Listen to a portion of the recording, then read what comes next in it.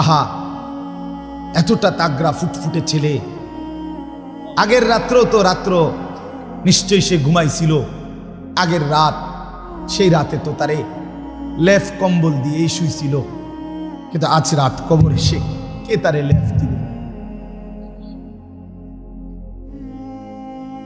বলো না বন্ধু। আজকের এই রাতটা ছেলেটা, এতটা সুন্দর তাগড়া ছেলেটা যে 22-23 বছরের ছেলেটা যে কবরে, তারে লেফ দিবে কে? মাটির নিচে তো আরো বেশি ঠান্ডা, মাটির নিচে আরো বেশি ঠান্ডা না? তারে লেফ দিবে কে? তারে কম্বল বিছাই দিবে কে? এজন্য দোস্ত, আবারও অনুরোধ করছি, জিন্দেগির কদর করো বন্ধু। ঠাট্টা করে উড়ায় দিও না। ঠাট্টা করলেও হায়াত শেষ, কাঁদতে থাকলেও হায়াত শেষ। সুখের সাগরে যে ভাসতেছে তারও মৃত্যু নিশ্চিত, দুঃখের পাহাড়ে যে পড়ে আছে তারও মৃত্যু নিশ্চিত, তারও মৃত্যু নিশ্চিত। পরিবর্তন দরকার, জিন্দেগি বদলানো দরকার। দুইটা ছেলে 5 ওয়াক্ত নামাজ পড়ে সামান্যটুকু হাদিয়া উৎসাহের জন্য নিল। বিষয়টা কিন্তু এটা না, বরং বিষয়টা হলো বাকি বেনামাজি অপদার্থদের জন্য সবক। এই 2 ছেলে বাকি বেনামাজিদের কপালে গালে জুতার বাড়ি দিল।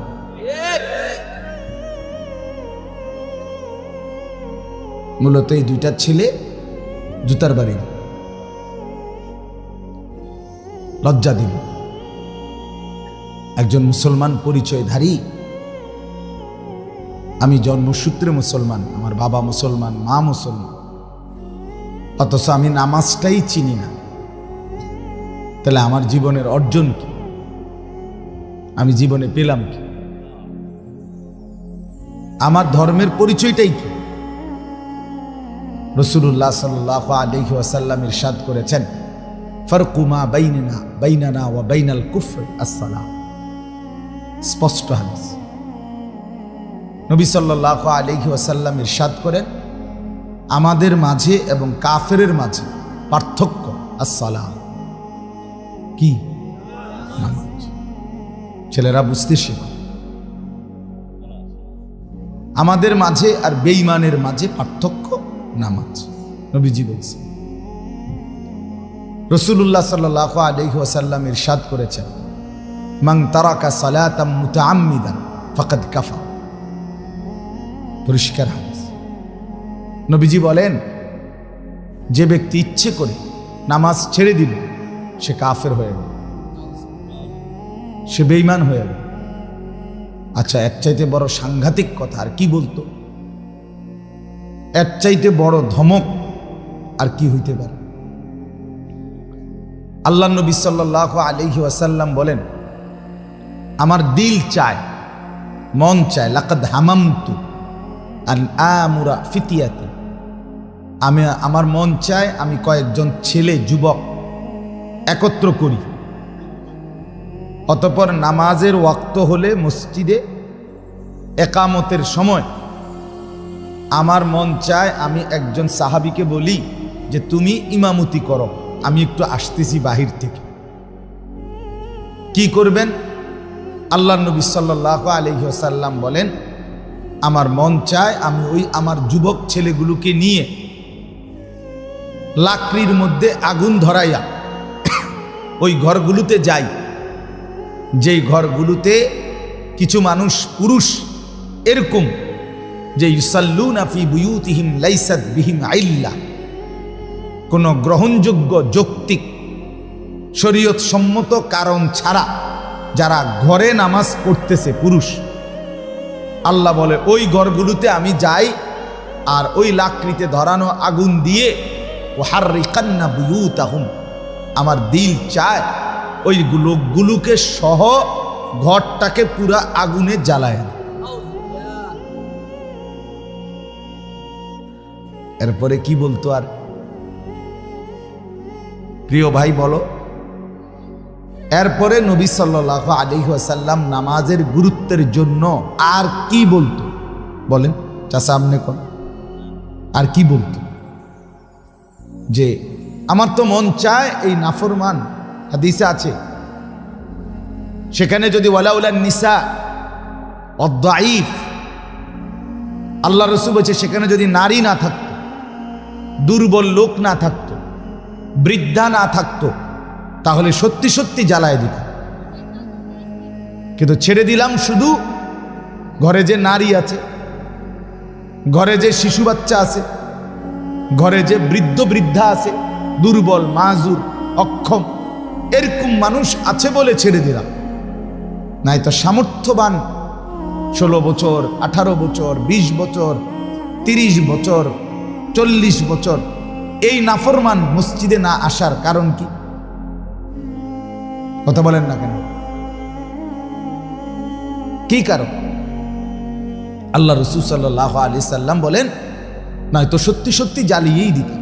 আচ্ছা এবার একটা জিনিস চিন্তা করেন তো, একজন ভাই হলো, মনোযোগ দিয়া ভাবো, বেনামাজি তুমি ভেবে দেখো হাসরের ময়দানে যদি এবার আমরা সেই নবীর কাছে সুপারিশের জন্য যাই, আর তিনি যখন দেখবে আমলনামা, প্রত্যেকটা উম্মতের আমলনামা রাসূল দেখবেন, কোরআনে আছে ওয়াজিনা বিকা আলা হাউলাই শাহীদা, আল্লাহ বলছে বন্ধু আপনাকে সামনে উপস্থিত করে আমি আপনার উম্মতকে পেশ করব, আমলনামা খুলব, আপনি দেখবেন একটা একটা করে। তো রাসূলুল্লাহ সাল্লাল্লাহু আলাইহি ওয়াসাল্লাম যখন আমলনামার মধ্যে দেখবেন নামাজ নাই, আর এই নাফরমান যখন নবীজির কাছে সুপারিশ চাইবে, তো রাসূলুল্লাহ সাল্লাল্লাহু আলাইহি ওয়াসাল্লাম যদি বলে উম্মত তুমি জানো না, তুমি শোনো নাই, তোমার মতো নাফরমানকে তো আমি দুনিয়াতেই আগুন দিয়া জ্বালায় দিতে চাইছিলাম। বেঈমান সেদিন তো নারীর কারণে ছেড়ে দিছি, সেদিন বাচ্চার কারণে ছেড়ে দিছি, সেদিন বুড়ো অক্ষম মাজুর মানুষের কারণে ছেড়ে দিছিলাম। আজ তো তুই একা, আজ তোকে জাহান্নামের আগুনে ফেলে দিতে আমার কোনো আপত্তি নেই, যা। তখন কার কাছে যাবেন? এরপরে খাজা বাবার কাছে। হ্যাঁ, তখন খাজা বাবার কাছে। তো যিনি দুনিয়াতেই জ্বালায় দিতে চাইছেন, তিনি হাসরের ময়দানে যদি গুসা করে বলেন এই কথা। রাসূলুল্লাহ সাল্লাল্লাহু আলাইহি ওয়াসাল্লাম তো দুনিয়াতে আমরা প্রত্যেকে জানি তিনি তো রাহমাতুল লিল আলামিন, এটা ঠিক কিনা? তো তিনি এই কথা বললেন কেন? তিনি না রাহমাতুল লিল আলামিন, তিনি না দয়ার সাগর, আপনি যে আশায় ভরসা কইরা বসে আছেন, তো তিনি এই কথা বললেন কেন? তাইলে দয়ার জায়গায় আল্লাহর বিধানের বিরোধিতা, সেখানকার কঠোরতার জায়গা। দয়া মানে কি? উম্মত চুরি বাটপারি জিনা ব্যভিচার মদ জুয়া নাচ গান উলঙ্গ ছবি, জিনা ব্যভিচারের দৃশ্য, স্ত্রীর বেপর্দা, ছেলে মেয়ের নাফরমানি, তোমরা যার যা মন চায় করতে থাকো, আমি দয়ার সাগর, আমি তোমাগরে জান্নাত ঢুকাবো, জান্নাতে পৌঁছাবো। এটাই তো না সুপারিশ মানে? এই দয়ার সাগর মানে এই তো। এজন্য বাপ এটা মনে করাই দিলাম। আরো শুনেন, আল্লাহর নবী সাল্লাল্লাহু আলাইহি ওয়াসাল্লামের জামানায় মদিনায় নবীজির কাছে যারা কালেমা পড়ে মুসলমান হইতো, তাদের মধ্যে কিছু মানুষ ছিল এরকম যাদেরকে মুনাফিক বলা হতো। কি বলা হইতো? মুনাফিক মানে হুয়াল্লাযী ইউযহিরুল ইসলাম ওয়া ইউবতিনুল কুফরা।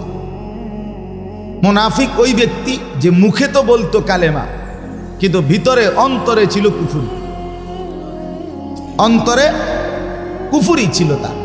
সে সত্যিকার অর্থে রাসূলকে মানে না, আল্লাহকে মানে না, ইসলামকে মানে না, কিন্তু মুখে কোনো হয়তো কোনো দুনিয়াবি স্বার্থ, নগদ কোনো লাভ ইত্যাদি কোনো ফায়দার জন্য মুখে কি বলতো? কালেমা বলতো। আল্লাহ নবী সাল্লাল্লাহু আলাইহি ওয়াসাল্লাম চোখ দিকে